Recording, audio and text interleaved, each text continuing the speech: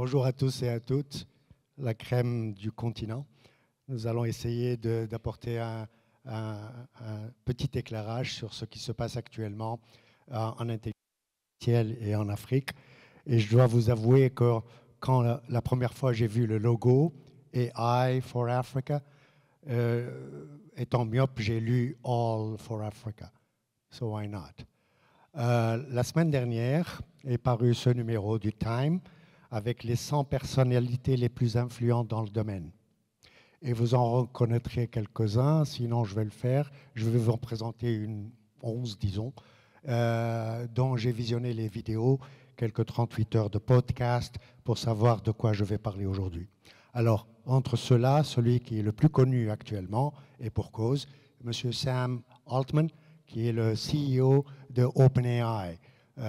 C'est lui qui est coupable de pas mal de choses qui arrivent depuis, notamment ChatGPT, déjà nommé précédemment. Après lui, je vous présenterai M. Demis Hassabis, qui est de Google DeepMind, et eux aussi sont en train de faire pas mal de choses intéressantes. Celui-là, je ne pense pas qu'il a besoin d'être présenté. Je passerai donc à M. Jeff Dean de Google AI, de M. Eric Horvitz de Microsoft. Nous aurons Sundar Pichai de Google. Évidemment, trois autres que je dois absolument nommer. M. Yann LeCun, qui est Chief Science Officer chez Meta. Son collègue ou ex-collègue, M. Jeffrey Hinton, c'est parce qu'il y a, je crois qu'il y a un problème de connexion quelque part. Bon, je les ai tous en même temps. Jeffrey Hinton et M. Yoshua Bengio. Et tous les trois ont reçu un prix, très prestigieux d'ailleurs, qui est l'équivalent du prix Nobel dans notre domaine, qui a été livré par l'Association of Computing Machinery, Turing Award en 2018. Donc ces trois-là savent de quoi ils parlent. Et c'est ceux-là que j'ai écouté et que je continue à écouter pour savoir de quoi on parle. Il y en aura deux autres, je ne peux pas éviter, M. Mark Andreessen. Ceux de ma génération le connaissent. C'est celui qui est le premier à développer un navigateur, qui s'appelle d'ailleurs Navigator de Netscape, qui parle encore, qui est très, très, très influent dans le domaine. Et un autre freelancer, M. Eliezer Yudkowsky, qui est le plus vocal contre l'intelligence artificielle. Alors ici, nous avons en rouge les personnes qui sont contre ou moyennement pas pour l'AI ou qui nous conseillent d'être prudents vis-à-vis de cette technologie qui est unique dans l'histoire de l'humanité parce que c'est la première qui prend des décisions toute seule. Alors, on va parler de Mark Andreessen et ces deux-là. Je vais prendre les extrêmes, celui qui est pour, mais alors entièrement l'intelligence artificielle, celui qui est totalement contre. Et nous allons essayer de faire un petit équilibre entre eux. Je vais commencer par M. Eliezer et on va se débarrasser de lui très rapidement. Alors, qu'est-ce qu'il raconte? Il raconte que nous devons bombarder, un peu pour rester dans l'ère du temps et l'actualité, mais cette fois les centres de données. Il n'y va pas de la main morte. Nous devons bombarder tous les centres de données, tous les data centers et nous débarrasser définitivement de l'intelligence artificielle parce que grâce à l'intelligence artificielle, we're all gonna die.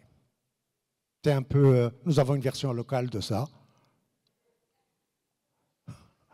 Et de l'autre côté, alors ce qui est un peu démoralisant réellement, c'est qu'en 1986, ça passe un peu trop vite. Et puis nous avons le pape François qui aussi parle le même langage et qui appelle à la prudence. Et d'ailleurs, la plupart des autres que j'ai nommés ont signé un moratoire à l'effet que nous devons ralentir le développement de l'intelligence artificielle parce que ça colporte un risque existentiel pour la race humaine. Ce qui n'est pas complètement faux, mais il ne faut quand même pas exagérer. Au suivant. Alors, nous sommes en 2023. Je vais vous ramener en 1986. Où j'étais encore jeune, plus jeune que maintenant. Et c'est là que, dans l'hôtel Diplomate, en 1986, nous avons eu la première conférence sur l'intelligence artificielle. Sous la houlette de la Faculté des sciences, département informatique et de l'INERIA. Et le tout a été chapeauté par une haute instance politique, M. Mohamed Zali, feu Mohamed Mzali. Pendant 3 jours, nous avons débattu de l'intelligence artificielle et dans le volume que vous voyez là, dont je vous montre la couverture, il y avait même des articles sur l'intelligence artificielle en arabe. Où est-ce que nous en sommes en 2023 à des déclarations de ce genre? Un danger imminent qui menace l'humanité. Et évidemment, lorsqu'on voit les observateurs, et ici j'ai les remarques de l'économiste, qu'est-ce qu'ils nous disent? Que cela nous met en porte-à-faux avec l'avenir. Et l'avenir, c'est ce qui nous renie aujourd'hui, puisque partout dans la littérature, on parle du futur, comme ici, A Future for Africa, et ici aussi, nous parlons de futur. Donc, quel est le rapport de l'intelligence artificielle, de la politique et de l'Afrique? Je ne vais pas trop m'attarder dessus. Mais je ne manquerai pas de nommer ce grand monsieur, M. Guterres, secrétaire général des Nations Unies, qui a été évoqué dans les remarques précédentes à l'effet que c'est lui qui nous dit que l'IA est une menace. Et je le salue bien bas aujourd'hui pour ses déclarations hier, à la lumière des événements de Gaza. Et l'ambassadeur de l'entité sioniste a même encouragé à sa démission hier dans une déclaration flamboyante parce qu'il n'aimait pas ce qu'il disait. Je suis heureux d'être en Tunisie où je peux dire à peu près tout ce que je veux. Alors, Guterres réclame une intelligence artificielle qui comble les fossés au lieu de les creuser, une déclaration que nous allons écouter parce qu'il vaut mieux écouter.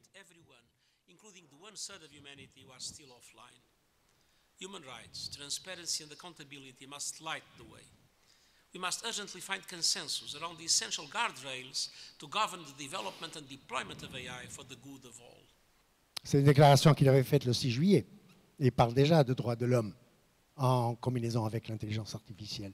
Passons pour voir un peu plus ce qui se passe dans les diapos suivantes, si j'arrive à passer.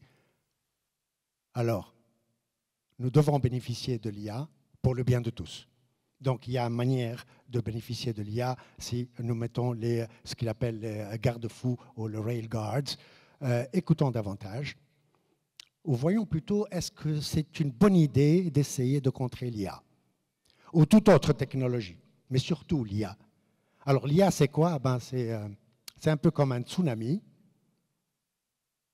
Si je pouvais voir un peu, je vais essayer de rejouer, mais il y a un problème de connexion, messieurs, dames, là-bas. Voilà. Ça, c'est le tsunami qui est une technologie, n'importe laquelle l'IA comprise. Qu'est-ce qui se passera si vous vous mettez en travers et vous essayez de l'arrêter ou de lui dire hey, « Tsunami, arrête, laisse-moi le temps de mettre un maillot ». Le tsunami va vous ravager et on vous emportera et vous ferez partie de l'histoire. Parce que l'IA est là, elle y est pour rester et il vaut mieux nous habituer à son existence. Elle va rester et elle va se développer et elle va se développer d'une manière exponentielle et nous, humains, avons un problème à comprendre ce que ça veut dire que exponentiel. Alors, on va revenir à M. Mark Andreessen. Ça, c'est le côté positif de celui qui encourage l'IA. Mais plutôt que lui, alors ce qu'il a écrit, il a écrit un article, Andreessen, Why AI Will Save the World, ça c'était le 6 juin dernier. Il donne les raisons pour lesquelles il encourage l'IA sans retenue et que même elle va contribuer à sauver l'humanité des périls qui la menacent. Mais plutôt que de l'écouter lui, nous allons donner une chance à M. Yann Lecamp, qui est aussi très positif et qui encourage le développement. Et nous allons voir pourquoi dans cette vidéo. AI is intrinsically good because the effect of AI is to make people smarter. You can think of AI as an amplifier of human intelligence. And when people are smarter, better things happen. Yes, when they're smarter, better things happen. Parce que l'intelligence n'a pas été répartie ou distribuée équitablement, donc il y a des gens qui sont moins intelligents que d'autres. D'après lui, grâce à l'intelligence artificielle, tout le monde arrivera au même degré d'intelligence et évidemment, peut-être que l'intelligence collective aura un sens à ce moment-là. Entre-temps, nous ne voyons que de bonnes choses. Personnellement, je ne vois que de bonnes choses de l'intelligence artificielle. Ceci est un livre paru en 2019, c'est comme s'il était qui prophétisait des effets de l'intelligence artificielle. Et le titre est assez révélateur. How Artificial Intelligence Can Make Healthcare Human Again. C'est-à-dire que l'IA va aller aussi loin que rendre son humanité à l'être humain. J'aime beaucoup Deep Medicine et son application à Deep Learning dans les centres de données de ce genre-là.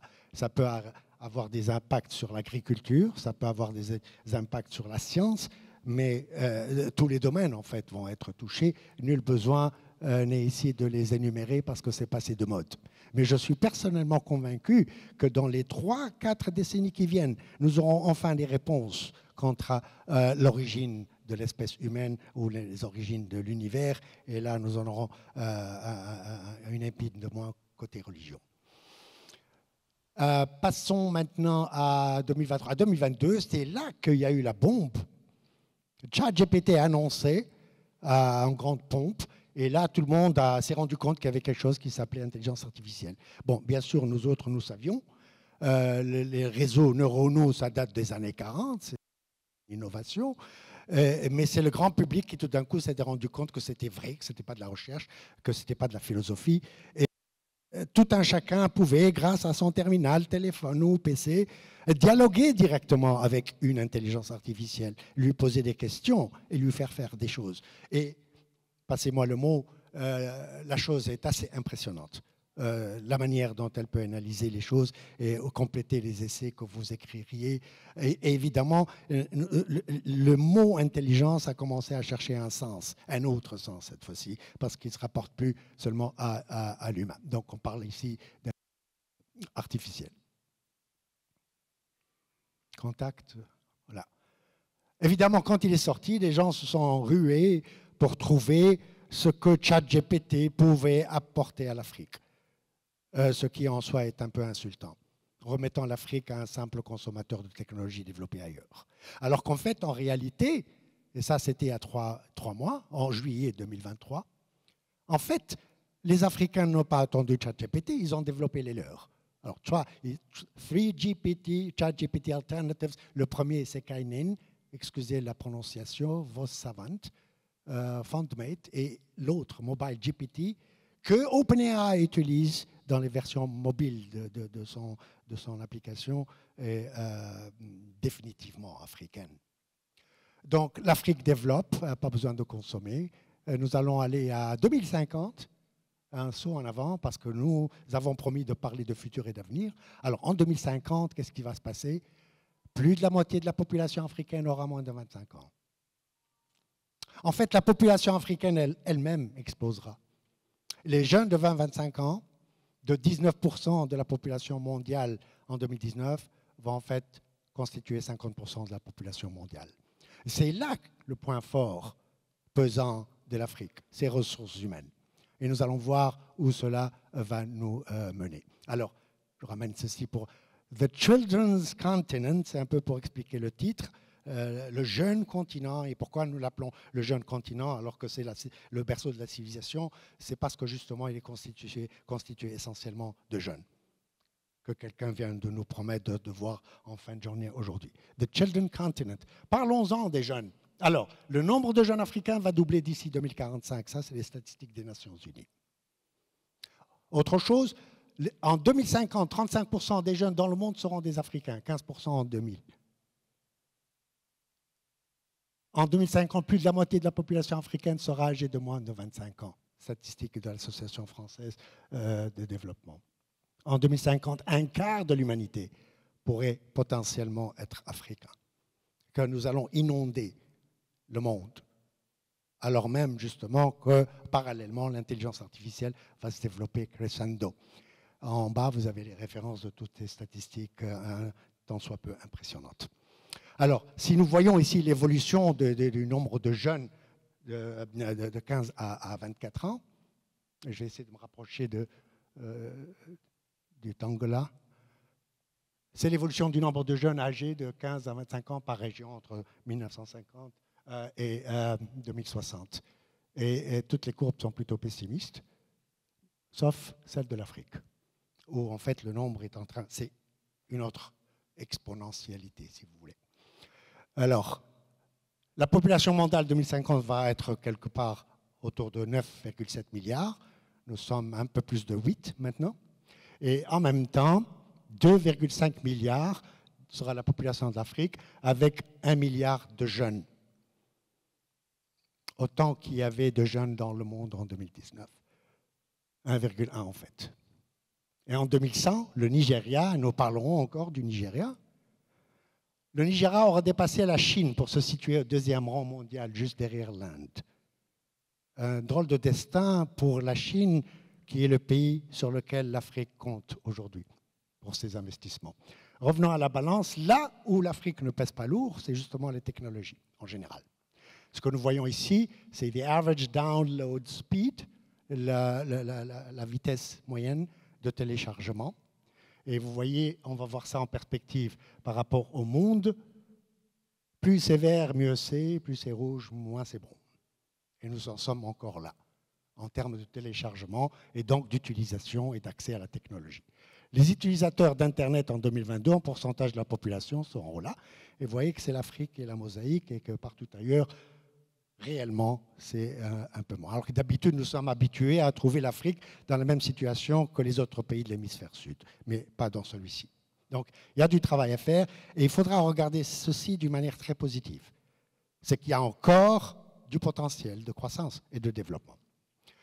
En 2021, le rapport que vous voyez là nous parle des 11 technologies du futur qu'ils appellent The Frontier Technologies et dans la version française, ils appellent technologies d'avant-garde. Vous les avez là. Et le plus important aujourd'hui pour nous, c'est réellement l'intelligence artificielle. Alors ici, c'est tous les pays. Et l'Afrique du Nord, l'Afrique subsaharienne, ici sont d'accord, l'Afrique est une et indivisible. Et nous sommes à la traîne des restes du pays. Pour la moyenne de ces Frontier Technologies. Alors, nous avons l'intelligence artificielle, mais là, nous avons les mégadonnées. Et je ne vous cache pas que les deux vont de la main dans la main. Qu'il n'y a pas d'intelligence artificielle s'il n'y a pas de données. C'est un peu qu'il n'y a pas d'intelligence s'il n'y a pas de mémoire. Et les données, c'est très important aussi. Ça, c'est l'autre pied du tabouret, à part les jeunes. Les données sont la base. Là, c'est un jeu de mots. Les données, les bases de données, l'IA, etc. Bon, alors, ici, c'est le volume en zeta-octets des données informatiques qui sont créées, saisies quotidiennement. Et c'est incroyable la vitesse à laquelle les centres que M. Yudkowsky appelle à bombarder est en train d'augmenter. Donc nous avons ici des prévisions pour les années 21 à 24. Et c'est réellement pour atteindre 175 zeta-octets. Et je ne sais même pas ce que ça veut dire. Je suis encore en train de m'habituer au téraoctet en 2025. Alors, c'est l'explosion qu'on voit ici, encore une autre exponentialité. Et c'est le genre de choses, n'est-ce pas, les suites géométriques que nous comprendrons mal. Si l'Afrique compte plus d'Internet que l'Amérique, et là, c'est des statistiques bizarres, que numériquement parlant, l'Afrique a plus d'Internet que l'Amérique. Mais c'est tout, ça s'arrête là. Mais elle a autant de data centers que la Suisse. Et les data centers, c'est le nerf de la guerre en intelligence artificielle, parce que c'est là que les données se trouvent. Et s'il n'y a pas de data center, je me demande où les données seront. Alors, nous allons voir ici dans le Market Report publié par les International Data Corporation la contribution par région de la somme totale des données qui sont stockées dans les data centers aujourd'hui. Et les chiffres parlent d'eux-mêmes. Évidemment, quand ce n'est pas beaucoup, on met les pays ensemble. Le Moyen-Orient et l'Afrique, collectivement, 6,8%. Il m'a fallu du temps pour trouver le vrai chiffre pour l'Afrique. Il est de 1,5. Et il menace d'augmenter à 10% peut-être en l'an 2030, si nous continuons au rythme où nous en sommes aujourd'hui. Alors, en termes de publication, Instadip vous en dira quelque chose, parce qu'ils ont eu toutes les peines du monde à publier une communication dans une conférence internationale. Mais ce n'est pas le problème des visas uniquement qui nous empêche, nous, Africains, d'aller ailleurs, présenter notre travail, mais même les publications en papier qui demandent aucun visa, et c'est simplement une soumission que vous faites en ligne. Et donc, nous ne sommes pas très fortiches en termes de publication non plus. 0,7% du total des publications scientifiques en intelligence artificielle. C'est donc que, oui, nous nous posons en tant que consommateurs, nous ne sommes pas réellement en train de produire. Et c'est triste. Alors, puisqu'on parle d'intelligence, on a toujours associé ChatGPT à l'intelligence, quoique on puisse avoir ses réserves. En 2016, nous arrivons à 2023 et puis commencent à sortir des articles de ce genre-ci. Sparks of, on va grandir, Sparks of Artificial Intelligence. General Intelligence, on appelle ça AGI dans les cercles informés. C'est quoi Artificial General Intelligence? C'est l'intelligence qui est capable d'émuler l'être humain dans tout ce qu'il fait. Pas seulement dans une branche, pas seulement en finance, pas seulement dans les chats, mais dans tout ce que l'être humain fait. Et là, M. Sébastien Bubeck, un jeune de Microsoft, très prometteur d'ailleurs, a fait des expériences qu'il a publiées. Il a même fait un podcast dessus qui a montré qu'en effet, il y a des étincelles d'intelligence dans ces machines. Et je ne vous cache pas que parfois, j'ai des soupçons, moi aussi. Est-ce qu'il y a quelqu'un dans le PC? Alors, voyons un peu. You believe they can understand? Yes. You believe they are intelligent? Yes. You believe these systems have experiences of their own and can make decisions based on those experiences? In the same sense as people do, yes. C'est M. Jeffrey Hinton, celui qui a démissionné de Google, que la presse appelle le parrain de l'IA. Donc quand il parle, c'est peut-être ce qu'il dit. Alors, il a dit la même chose en 2016. Exactement la même chose. Yes, they think. You make philosophers angry, but they do think. Ils pensent que ces machines-là pensent. Et non pas pensent, parce qu'en fait, quand on traduit correctement, il veut vraiment dire raisonner, pas penser, ni réfléchir. Raisonner, logiquement. Alors en 2002, je me rappelle, à l'époque, j'avais lu ce numéro de Science et Vie où ils parlaient de l'intelligence artificielle déjà, mais seulement dans les cercles restreints. Et qu'est-ce qu'ils disent? Que l'intelligence révèle sa vraie nature, que toute pensée est un calcul. En fait, quand nous pensons, nous calculons. C'est vrai, lorsque vous vous apprêtez à traverser une rue et que vous allez prendre la décision de quand vous allez la traverser, vous allez regarder à droite et à gauche, vous allez voir des véhicules, calculer la vitesse approximative. En fait, c'est des systèmes de grammaire qui sont en train de s'installer dans votre cervelle et vous allez savoir exactement quand traverser pour n'être heurté par aucun feu. Et si vous n'êtes pas bon en maths, eh ben, vous ferez un accidenté de plus. Mais si vous allez traverser la chaussée avec un enfant, tous les paramètres vont changer. Évidemment, ça va être une autre matrice de grammaire qui va être calculée et là, vous allez prendre la décision de traverser la rue. Et donc, si c'est vrai, et là, c'est des recherches qui ont été faites en France, à Tolbiac, si je me rappelle bien, si c'est vrai que l'intelligence est un calcul, eh ben, nous sommes mal barrés. Parce que si la machine calcule plus vite que nous, donc elle réfléchit plus vite que nous, et nous, tout ce que nous savons, c'est réfléchir, l'avenir n'est pas très rose. Alors, 8 things to know about large language models. Et là, il y a une expérience qui est assez époustouflante dans cet article. C'est qu'ils ont dit, nous allons mesurer la performance de ces machines-là en termes du nombre de connexions. C'est ce que nous disons connexions, nous, dans notre cervelle, les connexions neuronales. Mais ici, nous appelons ça les paramètres dans les réseaux neuronaux. Et ils se sont rendus compte que ici en bas, c'est le nombre de connexions. 10 à la puissance 20, 18, 10 à la puissance 17, c'est le nombre de connexions.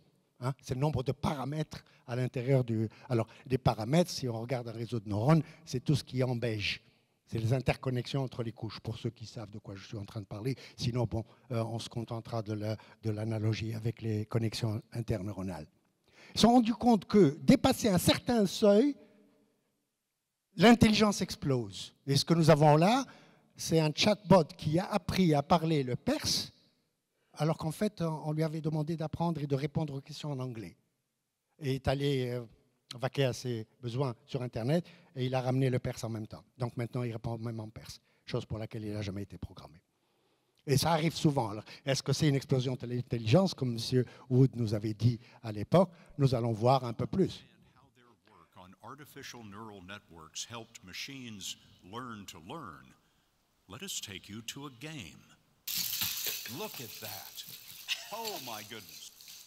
This is Google's AI lab in London, which we first showed you this past April. Jeffrey Hinton wasn't involved in this soccer project, but these robots are a great example of machine learning. The thing to understand is that the robots were not programmed to play soccer. They were told to score. They had to learn how. Ce qui veut dire que tout ce que vous avez à faire, c'est donner l'objectif à la machine. Elle trouvera le moyen d'y arriver. Ils ne leur ont jamais appris à se passer la balle l'un à l'autre. Ils les ont mis sur un terrain et leur ont dit il faut marquer le plus possible. Et ils ont appris à force de... Alors c'est ça le deep learning. C'est à force d'essayer d'atteindre l'objectif, ils ont trouvé le moyen de le faire. Et ce n'est pas arrivé qu'une seule fois. Désormais, les IA font leur propre travail. Ici, AlphaZero a gagné des... Ça, c'est le concurrent. Ce n'est pas seulement pas jouer aux échecs ou jouer au Go, c'est jouer à tous les jeux. Et il s'est appris itself, toute seule, après avoir joué 44 millions de parties en 4 heures, et est devenu imbattable. Simplement en voyant quel est l'objectif à atteindre et le reste en est découlé. Et ça arrive très très souvent. Ici, ils ont découvert, et c'est tout récent là, une autre manière de calculer, de multiplier des matrices, alors que ça fait des siècles que nous calculons des matrices et que nous avons des formules pour le faire. Et ici, l'IA a trouvé une autre méthode qui est bien plus efficiente que la nôtre. Ici, c'est tous les exemples que j'ai pu glaner dans la littérature où l'intelligence artificielle a pu s'apprendre à elle-même à faire des choses. En rouge, c'est les 2 cas que je viens de vous exposer, mais on va prendre un autre au hasard. Le modèle de langage BARD de Google avait appris le langage bengali sans qu'il ait jamais été programmé pour le faire, ni on lui a demandé de le faire. Il a identifié le langage et on a déduit la grammaire et a commencé à comprendre ce qu'on lui disait, à répondre dans cette... Alors, l'IA n'imite pas, n'utilise pas de données. Ce n'est pas de l'intelligence artificielle. Enfin, en fait, ça n'a plus rien à voir avec l'humain. Alors, on va continuer, mais cette fois-ci, on va écouter Mark Andreessen pour lui faire plaisir et voir ce qu'il a à dire. Alors, what if every person has a machine? Every person has a machine, you know, and it's the concept of Doug Engelbart's concept of augmentation. You know, what if everybody has an assistant, and the assistant is, you know, 140 IQ, and you happen to be 110 IQ, and you've got, you know, something that basically is infinitely patient and knows everything about you and is pulling for you in every possible way, wants you to be successful, and anytime you find anything confusing or want to learn anything or have trouble understanding something or want to figure out what to do in a situation, right, want to figure out how to prepare for a job interview, like any of these things, like it will help you do it. Qu'est-ce que ça veut dire pour nous, parents tunisiens? Il n'y a plus d'outils, plus besoin. Au lieu d'aller payer un être humain pour apprendre à notre enfant à quoi que ce soit, eh ben on va lui coller un agent avec lequel il va vivre tout le temps et va le connaître intimement et va combler ses lacunes. Alors, par exemple, si l'enfant il a un quotient intellectuel de 110, on lui colle une machine qui en a 140 et voilà 30 de gagné. Même chose pour celui qui a uniquement 80, ça se gagne, et on peut le faire, et tout d'un coup, tout le monde a la même intelligence. Et en fait, tout d'un coup, c'est un peu comme quand on trafiquait le génome humain, on peut avoir des enfants avec des yeux bleus, des blonds, etc. Mais ici, on parle d'intelligence. Alors, là, intelligence artificielle, ben, l'Afrique, elle ne pose pas lourd non plus, comme je l'avais déjà annoncé. Alors, voyons ce qui se passe. Ici, c'est la pénétration relative des compétences IA dans les métiers. Et le seul moment où l'Afrique apparaît, c'est ici, et nulle part ailleurs. C'est que c'est l'Afrique du Sud qui a commencé réellement à intégrer l'intelligence artificielle dans les métiers et les compétences. Les données sont la base de l'IA, parlons de l'IA. Ça, c'est l'obésité informationnelle. Ça, c'est l'Occident. Ils ont un surplus d'informations, surcharge d'informations, ils en souffrent, ils s'en plaignent tout le temps. Alors, on va remplacer ceci par cela, si je peux, voilà. Alors que pour nos autres Africains, c'est plutôt... Si ça répond, comme ça. Bon, pour ne pas faire de jaloux, les données. Nous sommes sveltes en termes d'information, réellement. L'obésité informationnelle n'est pas notre problème. Nous n'avons pas d'information. En Tunisie, je vais faire une blague locale, chaque fois que je demande une information, qu'est-ce qu'on me répond? Je t'aime bien. Allez, je t'aime.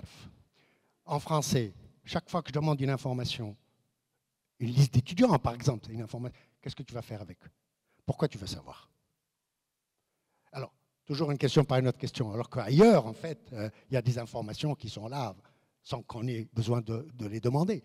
Donc nous allons revenir sur cette question de l'obésité informationnelle en ce qui concerne l'Afrique. Voyons ça de plus près. Ça, c'est le monde où l'Afrique est supposée avoir sa place. Et nous allons voir la fréquence d'utilisation des datasets d'entraînement. Est-ce que vous voyez quelque chose? L'obésité informationnelle, elle est là. Et la sveltness, qui permet d'offrir ce mot à la langue française, elle est là. Alors, l'Amérique, c'est 26 910 usages dans l'entraînement des datasets. Je vais prendre d'autres pays, ils sont tous là dans le rapport. Si vous voulez, je vous le communique sans problème, mais je vais en prendre une sélection avec une petite arrière-pensée. La Chine, 1248. Et ça, c'est le concurrent direct de l'Occident en termes d'intelligence artificielle. On va prendre l'Inde, parce que vous l'aurez compris, je parle de population tout d'un coup, 73 usages. L'Afrique, il y a bien un pays, vous le voyez, j'espère, un seul, c'est l'Égypte, avec 12 usages. Et souvent, lorsque je demande à Sudowrite, par exemple, ou alors ChatGPT, ou Chinchilla, de me parler en arabe, ils me parlent en égyptien. Et je me demandais pourquoi, maintenant je sais. En termes de scannérisation, ou digitalisation, ou digitation, je sais quelle définition vous allez adopter, ou numérisation, ils sont en train de numériser tout leur contenu. Vous voyez Google Books, ils ont pris les livres qui sont dans les bibliothèques de Stanford, Oxford, MIT, Harvard, etc. Et ils ont inventé un appareil pour les scanner très rapidement et les mettre en ligne. Il y avait des droits d'auteur, oui, bon, ils se sont fait suivre en justice, ils ont toujours la différence, ils gagnent. Alors, ça, c'est les efforts de scannérisation en 2019, et même à l'avenir, en 2027, nous ne sommes pas très fortiches non plus. Nous ne sommes même pas en train de faire un effort pour numériser nos propres données. Alors, la quantité de données créées au cours des 3 prochaines années sera supérieure à la quantité de données créées au cours des 30 dernières années. Encore une fois, nous sommes mal barrés. Nous n'avons même pas commencé. Et que c'est déjà une inondation en termes d'information. Si vous demandez ce qui se passe là, eh ben, nous sommes en train de parler des données qui sont générées même par vos discussions sur Messenger. Et imaginez combien de personnes sont en train de parler à combien de personnes en même temps au fil du temps, à mesure que l'adoption des réseaux sociaux se fait ressentir. Et surtout quand il y a des événements comme ceux qui sont en train de ternir la planète ces jours-ci. 90% des données dans le monde ont été créées au cours des 2 dernières années. Et il y a des statistiques sur combien sont structurées, etc., etc. Alors, il y a 2 scénarios pour l'Afrique. C'est très simple, il n'y a pas compliqué. Ou alors, l'Afrique reste à la traîne, et ça sera comme ça. L'Occident avance, nous avançons aussi, mais à la traîne. Ou alors, nous allons opter pour cette magie qui permet à un pays de se rattraper très rapidement en termes de technologie, que nous appelons le leapfrogging, c'est-à-dire le saute-mouton, sauter une génération technologique. Et là, on rattrape l'Occident, et puis on y va qu'à un cas au même rythme que l'Occident, si possible, parce que je ne pense pas qu'être plus rapide que l'Occident soit très réaliste, du moins pour l'instant. Alors, la fin de la race blanche, de quoi est-ce qu'on parle là? On parle de génocide, n'est-ce pas? Mais là, on parle de la race entière. L'édito de François Soudan, qui en sait un bout sur l'Afrique, c'est l'éditeur en chef de Jeune Afrique, et qui a écrit beaucoup sur l'Afrique. Alors, qu'est-ce qu'il dit? L'Europe doit intégrer entre 2 et 3 millions d'immigrants chaque année pour maintenir sa population au niveau actuel. En fait, l'Afrique est en train de faire exactement le contraire maintenant de son intérêt. Elle doit aider l'immigration plutôt que de la stopper. Depuis une quinzaine d'années, beaucoup de candidats à l'immigration sont instruits et parviennent, comme les pays de Côte d'Ivoire, le Ghana et le Nigeria. Ils sont de plus en plus instruits, ceux-là. Est-ce que le fait de les instruire va les empêcher d'émigrer? Non, en fait, c'est un leurre. Ce n'est pas parce qu'ils sont plus instruits que ça va les empêcher d'émigrer. Regardez les médecins tunisiens. Et donc, nous sommes en train d'investir dans l'éducation de nos enfants, et à la fin, qui est-ce qui va ramasser les fruits? Cette constatation remet en cause la thèse selon laquelle le développement contribue à la baisse de l'immigration. Alors, vous allez trouver des titres de ce genre-ci. Encore une fois, ça c'est en 2019, le futur de l'Europe se joue en Afrique. On parle du futur de l'Afrique, on parle de l'IA, mais on finit par parler du futur de l'Europe. Il y aura un manque de 44 millions de travailleurs d'ici 2050 s'il n'y a pas d'augmentation de l'immigration. Alors, les demandes sont déjà calculées parce qu'ils ne s'amusent pas, eux. Voilà combien d'immigrants ces pays ont besoin d'avoir d'ici 2045, d'ici 2050. Quel sera le réservoir de ce pays? Ben, les réservoirs classiques, nous, des Africains. Et les Africains y iront-ils? Oui, certainement. Ils sont en train de mourir en essayant de le faire maintenant. Alors, le futur d'Europe se joue en Afrique, la fin de la race blanche. Pardon, je suis en train de récapituler. Et on continue. Alors, comment ça se passe? Ça, c'est la pyramide des âges en 2050, quand la planète aura quelques 9,7 milliards d'hommes. En encadré, c'est les jeunes de 15-24 ans, le futur, génération Z, si vous voulez. En Europe, c'est pire. Alors, je récapitule, ça, c'est le monde, ça, c'est l'Europe. Ça, c'est notre futur client, en chair humaine. Alors, voyons l'Afrique. Vous avez compris? Ce que l'Afrique va contribuer à l'Europe, c'est ça, pour combler le déficit démographique que voilà. Sinon, l'Europe ne pourra pas vivre, il n'y aura pas assez de personnes pour payer les impôts qu'il va falloir faire vivre les vieux qui sont à la retraite, par exemple, ni faire fonctionner l'économie. Donc, il n'y aura pas photo, il y aura à chercher ailleurs. Ça, c'est le Niger. En fait, le Niger est bien mieux que toute l'Afrique, comme l'Europe est bien pire que tout le monde. Nous allons voir d'autres pays ici. Le Nigeria, qui est un des pays les plus performants en termes de transformation digitale en Afrique, eux, avec le Kenya, l'Afrique du Sud et l'Égypte. Alors, ils éduquent leurs enfants, ils sont en train de développement pour finalement voir leurs enfants émigrer. Le Congo, le Côte d'Ivoire, l'Algérie. Alors, l'Algérie, elle est au même niveau que l'Europe tout d'un coup. Donc, il n'y aura plus de subsahariens qui vont venir en Algérie, peut-être pour faire un relais, une escale, mais sans plus. Chez nous, c'est exactement comme au nord, au Maroc, c'est une tendance en fait maghrébine. Donc, nos subsahariens ne viendront plus chez nous, ils passeront directement. Et ceux-là vont aller avec tous les défauts qu'ils ont en termes de formation IA pour aller en Europe. Qu'est-ce qui va se passer? Ils vont se former en IA au rythme africain, au rythme européen. Et le seul espoir que l'Afrique aura, c'est de trouver un moyen de les ramener. Parce que c'est ça, le leapfrogging, qui va nous rester comme choix unique. Alors, on va terminer ceci. On va écouter un des sages que je n'ai pas nommé, M. Bill Gates, qui lui aussi compte l'Afrique parmi ses soucis. Nous allons écouter ce que lui pense de ce que nous devons faire de tout ça. Young people are able to learn the newest technology, they think in innovative ways, they're willing to take risks. And so if you invest in their health and education, those youth will really drive an economic miracle for Africa. L'IA au secours de l'humanité, l'Afrique au secours de l'Europe, qu'est-ce qui sera au secours de l'Afrique? Mon nom est Mohamed Louedi et je vous remercie de votre attention. Merci.